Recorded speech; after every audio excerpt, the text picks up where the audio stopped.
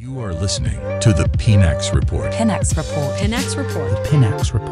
Pinax Report. Pinax Report. Live only on Pinax TV. So in a few days, a lot of things have been happening in Togo, and as it stands now, we know that there is an uprising in Togo leading a lot of people getting injured and then some losing their lives, and it has brought a whole lot of chaos in the country Togo. As it stands now, there is a new update coming up from the country Togo pertaining to this protest that has brought out a whole lot of riots in the country. My brother Chris is here with a whole lot of information on this. Chris, a warm welcome to the studio. Yeah, thank you very much. So what is happening? What's the new update with the current issue in Togo? Yeah, so as we said earlier in our previous updates, we told you that there are so many international bodies that are watching closely as to what is happening in Togo.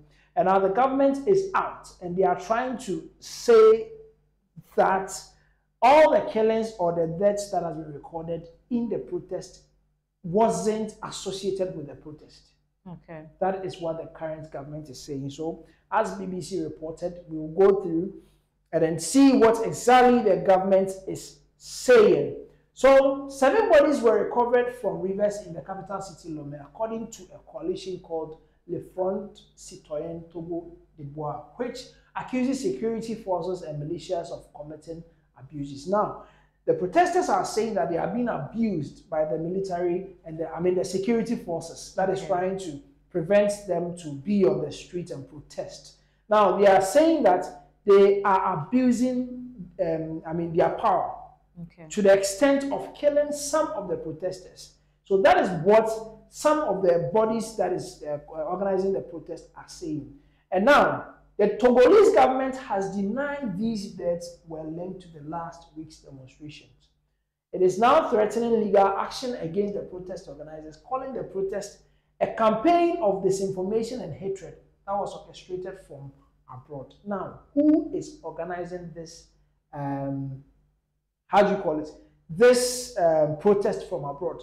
If we can all recall from the time that the constitutional reform came in, the person who was in charge of the parliament, he was supposed to take over after the death of Gnassingbé as at that time, but that person flee the country. Okay. Because there were speculations that that man is going to be killed because he was the direct inherent to the presidential throne as at that time. He had to flee the country. So now speculations are trying to put it across that all these protests is something that has been, orchestrated from abroad, trying to, topple the government of Faure Gnassingbé. There is a growing anger in Togo due to a crackdown on critical voices and changes to the constitution, labeled by critics and opposition figures as an institutional coup d'etat. So yes, now this is what the people of Togo are trying to pass across, the fact that, the government itself is doing a constitutional coup d'etat. There is this way of doing our things. You bring in new reforms just to overthrow the current ones that are there. And this is what the people are saying, and this is what the people of Togo is avoiding. Therefore, there is this growing anger and tension in Togo. Okay, so as it stands now, is there any update on the whereabouts of the president? Now, so for now, the president hasn't come out, and now there are speculations that the president has gone into hiding. Because currently, once you are captured, you know that this is the end of the road for you. The end of the road for you. So now, the president hasn't been out, even to attend cabinet meetings or to even meet the parliaments. Now that he's the president of the parliamentary council, he hasn't been seen. So there are speculations that to avoid any further danger, which is likely to be a coup, he has gone into hiding for days now. Wow. So that means that currently in Togo, it is being alleged that the president, that is Faure Gnassingbé, is that the name? Yeah. Yes, he has gone into hiding in assistance now. He's nowhere to be found. But we are hoping that he will be sound and safe. But can you give us what is happening on the streets of Togo right now? Are people still protesting, or the protesters are fed up and then they've given up on whatever they are requesting for? Well, so the protest, as I said earlier, was supposed to end on Saturday. So let's take this. 3 days of demonstration by online activists and youth-led movements began in Lomé on Thursday before taking a violent turn on Friday and Saturday. So tear gas was fired by anti-riot police protesters who pelted them with stones and other missiles. So now there's a little bit of calm in Togo. Now, the only thing that they want is to get the president come out to speak. One, to resign, or they see that there's a military takeover. So now, as I said earlier, people can't find the whereabouts of the current president, Faure Gnassingbé. Yes, so that is what is currently going on in Togo now. Some determined anti-government protesters engaged security forces in street battles in several areas considered to be opposition strongholds, including Bay, where police chased demonstrators into their hideouts. Now, mind you, the current system of Togo gives only parliamentary elections. Now, with Faure Gnassingbé's government, he holds 108 parliamentarians for his party. Then the opposition is having the remaining, I think, 8 or so. Do you understand? So now they still have the majority. So whatever that they pass out will, gain roots and then start working. A coalition of 23 Togolese civil rights groups known as the National Platform for Civic Space and Development Effectiveness has since asked the authorities to carry out investigations into the bloody police repression. Because now, this is the people's rights. This is what they are supposed to do to vent their anger. And what they see as a constitutional coup. But now they are being prevented to even step out.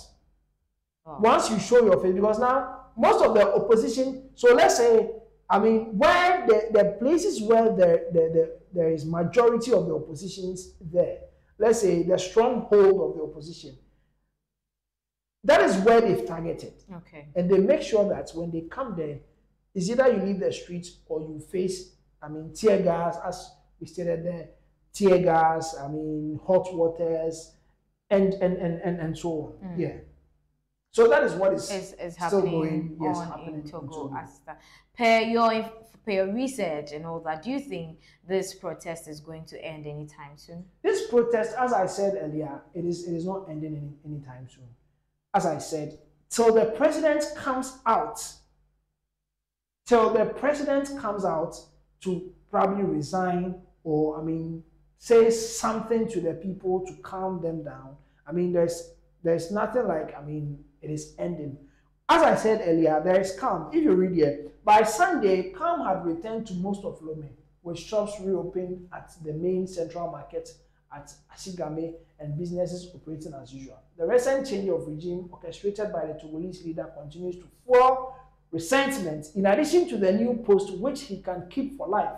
Constitutional reform in Togo has ended presidential elections and introduced a parliamentary system. Now, they want to go back to the the presidential system. Where we all line up and go and vote. Line up, vote for our president, vote for our parliamentarians. Because now, we don't vote for parliamentarians, or we vote for only parliamentarians, but then we have a president, a ceremonial president, but then we have a president of the Council of Parliamentarians who will be at post for life. So as it is stated here, as of Sunday, there was calm. But the change of regime, which is orchestrated by the Togolese leader, continues to fuel resentment. Now, people still want us to... So the fact that he hasn't changed... The fact that he hasn't changed,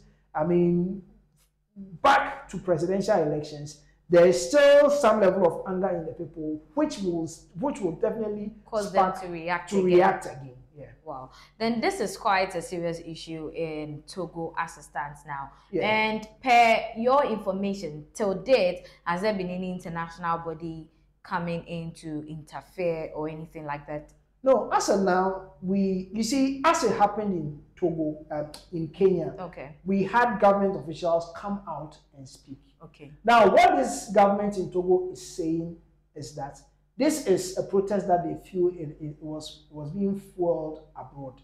I mean, it was orchestrated from the opposition party of Togo. So, I mean, that is what they have said. So now you come out, you speak as the government who you are being protested against, and that is when the international bodies will come in. Now, people are expecting the ECOWAS, the AU to also step in and come and talk, before we even get some other Westerners to even come and involve themselves. Yes.